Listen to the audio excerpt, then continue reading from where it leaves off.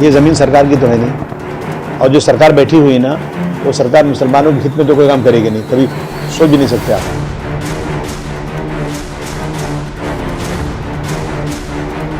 ये कानून प्रोस्पेक्टिव है, रेट्रोस्पेक्टिव नहीं है। ये किसी का जमीन छीनने का कानून नहीं है। लोकसभा में वक्फ बोर्ड संशोधन विधेयक 2024 पेश हो गया है। ये कानून प्रोस्पेक्टिव है, रेट्रोस्पेक्टिव नहीं है। ये आप लोग बहुत क्लियर से सुन लीजिए।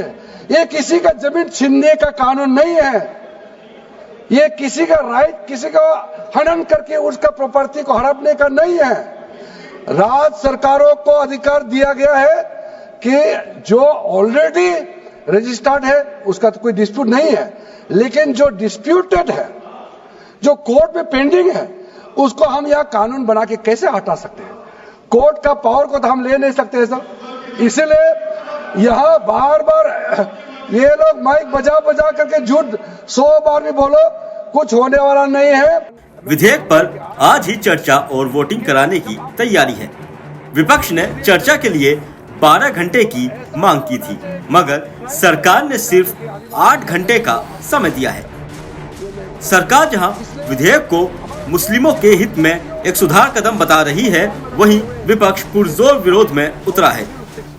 जैसा कि हम लोगों ने देखा कि अभी वक्फ बिल को पार्लियामेंट में टेबल किया गया है और अभी इस पर जाहिर सी बात है बहस होगी। हम लोगों की पूरी उम्मीद है कि हम लोगों की बातों को भी मेंबर्स ऑफ पार्लियामेंट में रखेंगे और पार्लियामेंट जो है वो आवाम का, मुल्क की आवाम का रिप्रेजेंटेटिव बॉडी है और हम ये समझते हैं कि मुसलमानों के जज्बात, एहसासात और रिलीजियस सेंटिमेंट्स का भी पार्लियामेंट ख्याल करते हुए इस बात को कंसिडर करे कि वक्त जो है वो by the Muslim for the Muslim है और ये हमारा पूरी तरीके से एक रिलीजियस मैटर है। इसमें जो पर्सनल लॉ बोर्ड ने ऑब्जेक्शन फाइल किए हैं, उन ऑब्जेक्शन को भी कंसिडर किया जाए। विपक्षी दलों का कहना है कि विधेयक संविधान का उल्लंघन है और धार्मिक आजादी के खिलाफ है।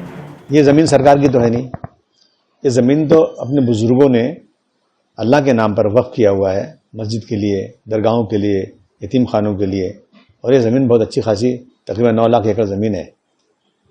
और जो सरकार बैठी हुई है ना, वो सरकार मुसलमानों के हित में तो कोई काम करेगी नहीं, कभी सोच भी नहीं सकते आप। इन लोगों ने CA/NRC लाया, मुसलमानों का सर्टिफिकेट चेक करेंगे, कहीं भी नाम में स्पेलिंग गलती हुई तो उसको मानेंगे नहीं, उनको जो है निकाल देंगे यहाँ से। ये इनकी प्लानिंग थी। तो वहीं दिल्ली बीजेपी ने इस बिल के समर्थन में मुस्लिम समुदाय के लोगों के साथ पार्लियामेंट के पास रेल भवन के बाहर धरना प्रदर्शन किया। ये पिछले 75 साल से डकैतों के हाथ में था।